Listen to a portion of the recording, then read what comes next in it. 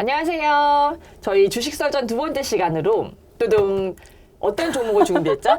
자체 효과음을 넣었어. 저희 오늘 삼성생명을 준비를 했는데 왜 오셨어요? 지훈 선배는 저랑 이제 증권부 때도 같이 있었고 그리고 원래 선배가 금융부 출입을 많이 오래 했잖아요. 그래서 보험 담당이었어요. 최근에 삼성생명 주가가 요동을 쳤잖아요. 사실은 그 보험업법 개정에 대한 기대감 때문에 삼성생명 주가가 이제 요동을 쳤다고 볼 수 있는데, 제가 금융부에서 이제 보험회사도 출입을 했고, 그다음에 회계 관련 기사도 많이 썼기 때문에 저한테 주변 분들이 많이 문의를 해왔어요. 이거 왜 이런 거냐고. 그래서 제가 제 나름의 논리를 설명하면서 삼성생명은 오른다라고 제가 얘기를 했습니다. 아니 선배가 진짜 저한테 한 달 전부터 이게 주코노미에서 삼성생명을 해야 된다. 왜냐면 이게 삼성생명이 오를 수밖에 없는 게 있다. 구조적 원인이 있다. 저는 네. 이렇게 주장을 하고 있죠. 주코노미 단독 정말 유튜브 저널리즘의 진수를 보여주는 오늘 시간이 되지 않을까 예상을 합니다. 그러니까 선배가 취재한 내용을 좀 이렇게 모아서 집대성을 해서 지금 오늘 얘기를 해주시는 거죠, 선배. 네, 그렇습니다. 제가 IFRS 17이라고 하는 새롭게 도입된 국제보험 회계 기준이라든가 삼성의 지배구조에 대한 취재를 좀 오래 해왔기 때문에 저희가 좀 설명드릴 수 있는 부분들이 있을 것 같습니다. 그다음 또 한편으로 제가 이게 너무 쑥스러운데 사실 방송을 한다는 게 우리 다 그 기사만 쓰다 음지에서만 이렇게 했던 사람들인데 양지로 왔어요. 아, 근데 이렇게 유튜브도 약간 음직이네. 화려한 조명이 있으니까 약간 주목받는 감싸고 느낌이 있어. 들고 좀 부끄럽습니다. 하지만 오늘 열심히 하고 또 제 존경하고 좋아하는 우리 주쿠아 노미가 너무 맹활약 주쿠아 노미가 맹활약을 하고 있어서 제가 미약한 힘이나마 좀 보태려고 방송 천군만만. 진짜 삼성생명을 직접 취재한 취재 기자가 전하는 삼성생명의 주가 향방 오를 수밖에 없다. 오른다. 오른다. 리스크 요인도 있습니다. 하지만 그것도 제가 설명해 드릴게요.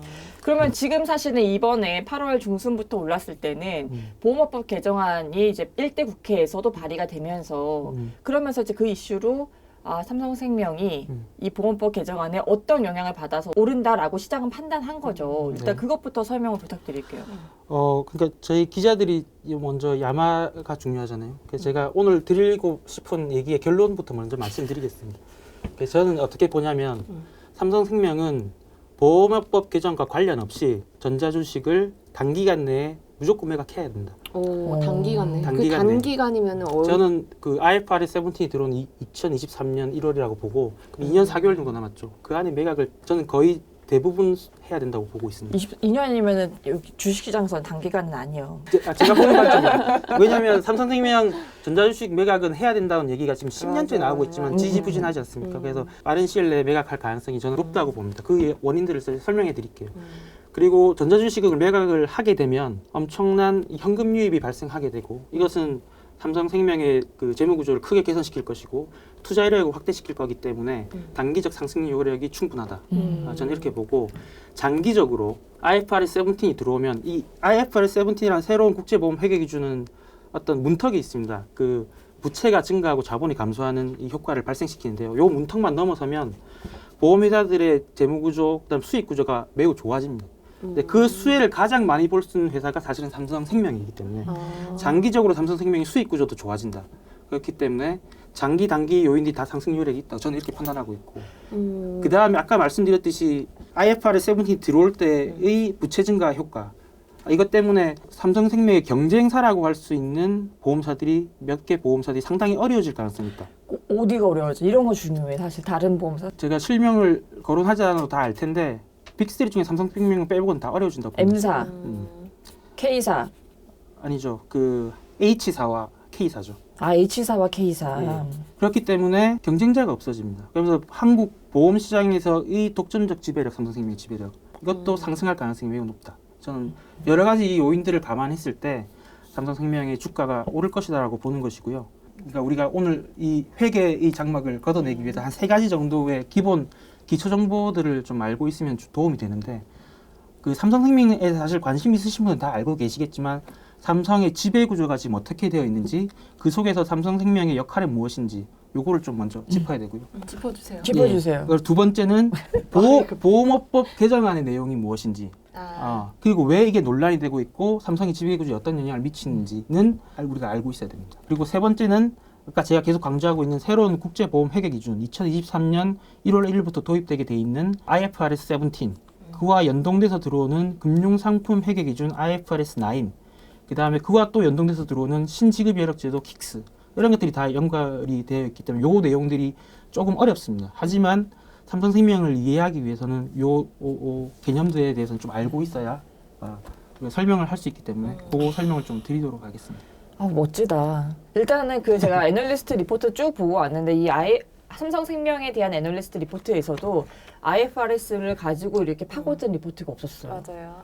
대단합니다. 이지훈 기자님. 먼저 삼성생명의 지배 구조를 한번 네. 볼까요? 네. 삼성그룹에서 가장 중요한 회사가 어디일까요? 물산. 삼성전자죠. 이거 전자. 삼성전자를 지배구조만 생각했어. 삼성전자를 어떻게 하느냐 이게 모든 이제 관심이고 그 총수 일가의 가장 큰 관심일 수밖에 없죠. 가장 돈을 많이 버는 회사고 국내 시총 1위 회사고 이 삼성전자를 지배하기 위해서는 지금 시총이 지금 340조 한때 400조도 넘었지 않습니까? 지분 1%를 올리려면 3조 4조가 필요한데 불가능한 얘기입니다.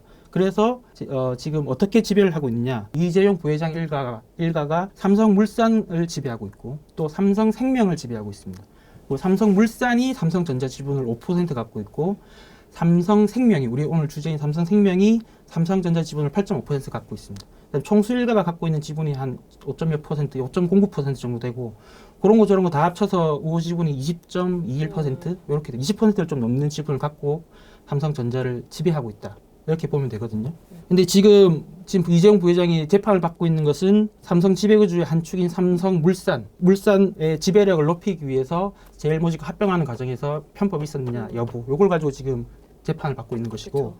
지금 문제가 또 되는 것은 삼성생명을 통해서 전자를 지배하고 있는데 요게 또 이번에 지금, 이제 걸려 있는 문제가 거죠. 그래서 보험업법 개정을 이제 봐야 되는 건데 보험업법의 지금 내용을 보면 총 자산의 3% 그다음에 자기 자본의 60% 이상 계열사 주식을 가질 수 없도록 제한하고 있습니다.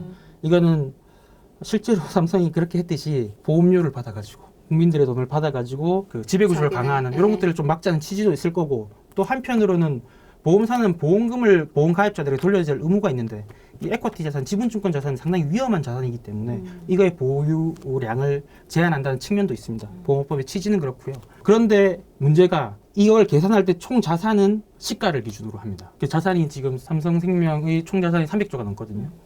근데 계열사 주식을 계산할 때는 취득가를 기준으로 하고 있습니다. 그러면 삼성생명이 보유한 삼성전자 주식은 현재 시가 기준으로는 뭐 30조 가까이 되는데 취득가 기준으로는 한 5,400억 정도밖에 안 되죠. 뭐 80년대인가 취득했다는 거예요. 그렇습니다. 네. 그래서 지금 엄청 성공한 투자로 보면 성공한 투자죠. 뭐 매각 차이만 해도 엄청난. 엄청난. 아니 그러면 보험업법에서는 취득가액으로 이제 주식을 계산을 하다 보니까 예, 삼성전자 지분을 갖고 있는 게 이제 괜찮았는데 네. 보험업법 개정안에서는 네. 이거를 시가 기준으로 바꾸기 때문에 맞습니다. 예. 삼성전자 지분이 갑자기 자산의 개념에서 확 늘어난다는 거죠. 맞습니다. 예. 그래서 현재 삼성생명이 보유한 전자주식의 시가가 한 30조 정도 되는데 총자산은 300조니까 거기에 3%라고 하면 9조 정도죠. 9조 이상을 보유할 수 없게 되고 보험업법 개정안이 통과되면 곧바로 20조 이상의 삼성전자 주식을 반드시 매각해야 되는 상황이 벌어진다. 그럼 이제 지배구조가 요동칠 것이다. 이것이 이제 보험업법 개정안의 내용입니다. 그리고 사실 주가 오를 때마다 예. 또 팔고 계속 팔아야 될 거야. 그러니까 아예 이번에 매각을 할 때 좀 확 매각을 해야 될 수밖에 없겠네요. 예, 그래서 처음에 2014년 이종걸 의원이 보험법 개정을 발의했고, 그다음 2017년에 박용진 의원, 또 올해 이번 해에 이용우 또 보험법 개정안을 발의를 했죠. 그래서 지금 이 보험법 개정안이 이번에는 잘하면 통과될 수 있다 이런 기대감으로 사실 삼성생명 주가가 요동을 친 것이고요. 근데 사실 제가 보기에는 보험법 개정안은 큰 이 삼성생명 주가를 움직이는 요인이 본질적 요인은 저는 아니라고 봅니다. 왜냐하면 뭐 차차 설명드리겠지만 이거를 지금 박용진 의원이나 이용우 의원 법안을 보면 5년 혹은 7년에 나누어서 분할 매각하게 돼 있거든요. 공표 후에 6개월에 시행하고 그 다음에 분할 매각하게 돼 있는데 그것보다 훨씬 더 급한 이슈가 있다. 이게 제 주장입니다. 그래서 우리가 봐야 될 게 이 IFRS 17이라고 하는 새로운 국제보험 회계 기준, 그리고 IFRS 9이라고 하는 금융상품 회계 기준, 그 다음에 여기가 연동되는 신지급 여력제도, 보험사 건전성 평가 지표, 이것들이 어떻게 삼성생명에 영향을 주고 있는지를 저희가 봐야 된다는 것이죠. IFRS 17에 대해서 제가 간단히 설명을 드리면 이게 보험업계에서 지금 한 10년 동안 엄청난 논란이 됐고 그 와중에 저도 기사를 많이 써먹었습니다. 그러니까 도입된다고 한즉 이미 도입되고도 예. 남았어야 되는 거 아니에요, 이거? 선배 증권 모아가지고 계속 보험 기사 써가지고 혼나고. 그럼에도 불구하고 저는 되게 중요한 이슈라고 생각했기 맞아, 때문에 진짜. 열심히 썼는데요. 선배만 쓸 수 있는 기사기도 했죠. 고맙습니다. 그렇게 아이고 말씀해 아이고. 진짜로. 네. 근데 이게 아까 전에 말씀드린 국제보험 회계 기준이 들어오면 부채가 증가하고 자본이 감소한다고 했잖아요. 왜 그러냐면 이건 부채 시가 평가를 골자로 하고 있습니다. 근데 자산은 현행 지금 시가로 평가를 하고 있고 부채는 원가로 평가를 하다 보니까 자산은 시가로 평가하는데 부채는 원가로 평가하니까 원가는 여기서 시대가에 그렇죠. 그러니까 그래서 이 자본이 과다 계상되고 실제보다 자본이 회계 장표상에 많이 잡히는 이런 문제가 생기는 거죠. 그래서 이걸 시가 기준으로 바꾸면 일종의 슈악이 오는 거죠. 그래서 2020년 도입 시점에 부채가 확 늘어나고 자본이 줄어든다.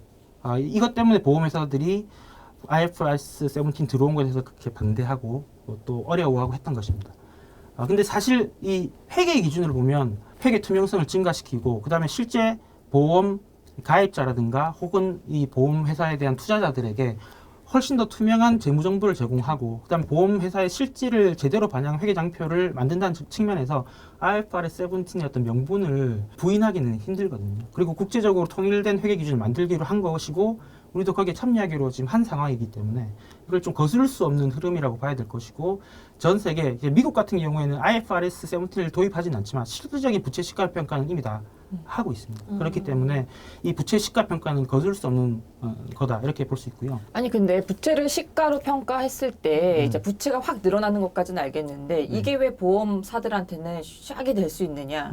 부채 많으면 뭐 어떤가? 부채가 많으면 보험회사의 자산은 일반 회계에서 자산은 부채 플러스 자본이잖아요. 부채가 늘으면 자본이 줄게 돼 있습니다. 자본이 잠식되는 회사들이 나올 수가 있어요. 망하는 거죠 회사가. 그게 K사, H사? 실제 그런데요. 그거는 이제 교보라고 왜 말을 못하니? 근데 이제 여기서 봐야 될 개념은 뭐냐면 조금 더 설명을 드리면 이게 왜 이렇게 하느냐. 지금 현재 보험 회계 기준은 예를 들어 현금주의 원칙에 따르고 있습니다. 그래서 보험료가 들어오면 그걸 바로 수익으로 잡아버립니다.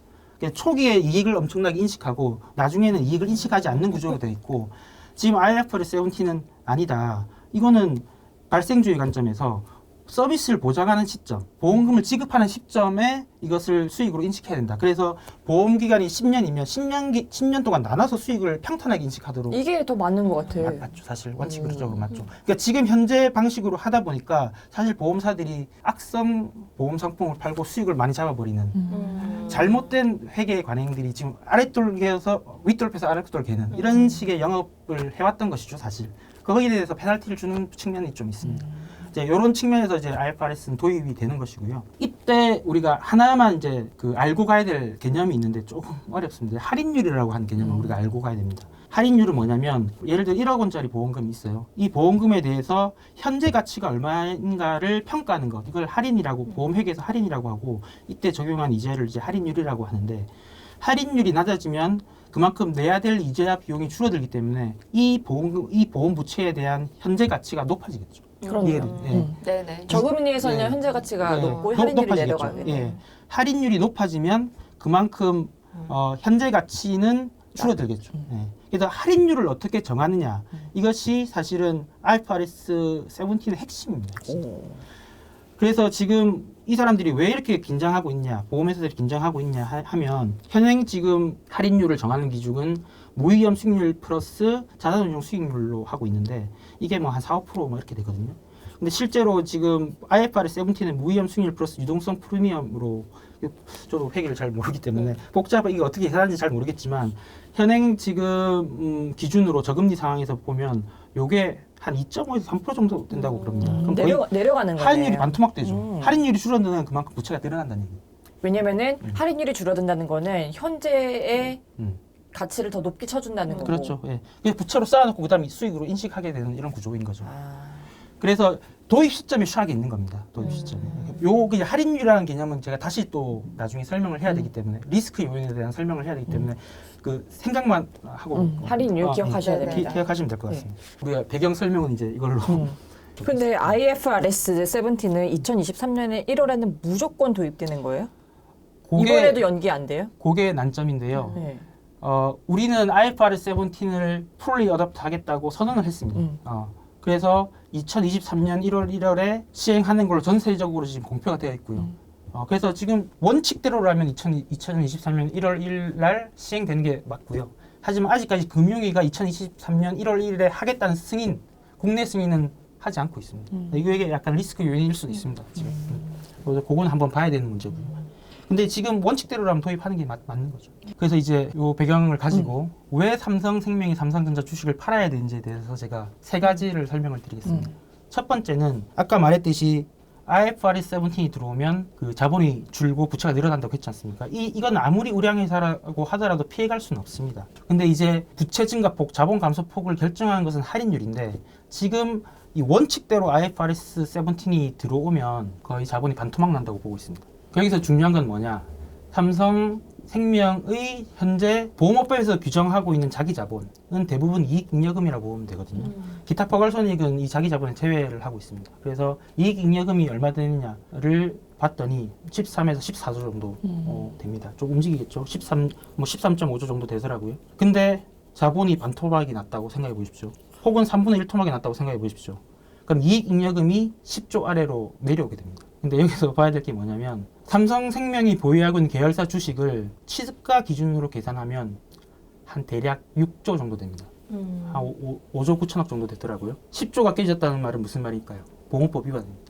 그렇네. 예. 왜냐면 그러니까 자기 자본의 60%를 계열사 주식 갖고 있으면 안 되거든요. 맞습니다. 예. 그래서 지금 자산 3%의 사람들이 많이 집중하고 3% 룰이라고 얘기하고 있는데 실제로는 지금 삼성생명은 자기 자본 60% 규정이 더 위험합니다. 훨씬 위험합니다. 2023년 1월 1일 해가 떠오르는 순간 원칙대로 간다면 삼성생명 바로 보험법 위반이고요. 영업정지인가? 경영진 구속 사유입니다. 어이구. 그리고 전자주식을 무조건 매각해야 될 사유가 발생하는 거죠. 그래서 이거는 피해야만 하죠. 이걸 어떻게 그대로 안고 가겠습니까? 그쵸. 그래서 저는 IFRS 17이 들어오면 삼성생명 그 전에 전자주식을 매각하지 않을 수가 없습니다. 시집가 기준으로 보험업법 개정과 관계없이 근데 IFRS는 그러면 2023년 1월 1일이 기준인 건가요? 1월 1일이 기준입니다. 바로 도입되는 겁니다. 그러니까 2022년에 이미 준비를 해야죠. 그래서 1월 1일 회계장표에는 IFRS 17 기준으로 회계장부가 작성이 돼야 돼요. 그렇다는 얘기는 미리 팔아야 된다는 얘기거든요. 그렇네요. 미리 그럼 팔아야 2년이 맥시멈이 아닌 거예요. 2년이 맥시멈이 아니네. 사실 그렇죠. 뭐 미리 팔아야 미리 돼요. 팔아야 되는 액션은 미리 나와야 되고 제 생각은 삼성생명 경영진이 주주들에게 삼성전자 주식 매각 계획을 사실은 알려야 되는 상황이다. 난 전 그 정도로 보고 있습니다. 왜 얘기하지 않죠? 그게 첫 번째 이유고요.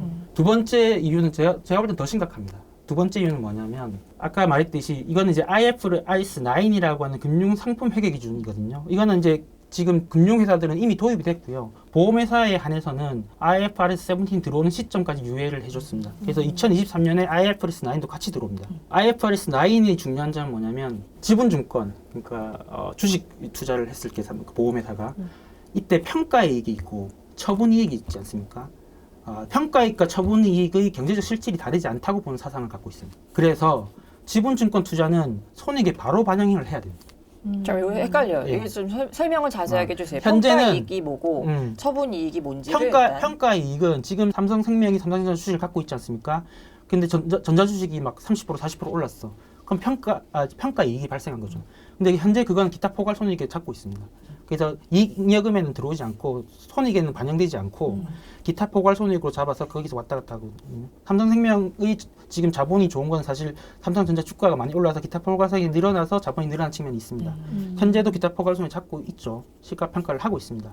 하지만 이게 기타 포괄손익이 아니라 손익에서 바로 터져버리면 정말 심각한 문제가 발생합니다. 예를 들어 전자주식이 오르내림에 따라서 손익 계산서에 그게 바로 찍혀버리는 거죠. 예를 들어 전자주식 확 빠졌어요. 그러면 삼성생명이 아무리 경영을 잘해도 적자회사가 되는 거예요. 그리고 반대로 삼성전자 주가가 확 올랐습니다. 그래서 평가이익이 확 발생했어요. 그럼 어떤 문제가 발생하겠습니까? 이익이 늘었으니까 막 배당 줘야 되고 이러는 거 아니에요? 배당 이슈가 생기죠. 삼성생명 주주들이 가만히 있겠습니까? 10조의 이익이 생겼는데 그걸 왜 배당을 안 해? 이라고 질문할 수 있죠. 그러니까 이거를 배당을 해야 되는지 안 해야 되는지는 사실 갑론을박이 있을 수 있습니다. 하지만 이 논란 자체는 발생할 수밖에 없죠. 그 사실은 처분한 것도 아니고 그냥 갖고만 갖고만 있다는 있다는 이유만으로. 이유만으로 막 그런데 그러면 이 선택을 삼성생명은 절대 할 수가 없어요. 지금 이 리스크를 어떻게 보험회사 감당을 할 수는 없거든요. 손익계산서에서 바로 터지는. 그래서 영국에 계신 그 회계기준 형님들께서 빠져나갈 수 있는 출구를 줬습니다. 그게 뭐냐면 공정가치 기타 포괄 손익이라는 FVOCI라고 하는 계정으로 분류를 할 수 있게 허락을 해줘 선택할 수 있습니다. 지분증권에 대해서. 근데 삼성생명은 이 지금 현재 전자주식 때문에 PL 그러니까 손익계산서에 바로 터뜨릴 수가 없기 때문에 무조건 기타 포괄 손익으로 분류할 수밖에 없습니다. 그렇죠? 아까 전에 그 이유들 때문에. 기타 포괄 손익으로 분류를 하면 어떤 문제가 발생하느냐. 그냥 해줄 리는 없잖아요. 그래서 페널티를 부과하는데 한 번 기타 포괄 손익으로 반영을 하면 영원히 손익의 계정에 찍을 수가 없습니다. 영원히. 그럼 팔아도? 팔아도. 그러니까 삼성생명이 만약에 2023년까지 전자주식을 매각하지 않으면 이 전자주식은 영원히 손익계산서에 찍을 수 없게 됩니다.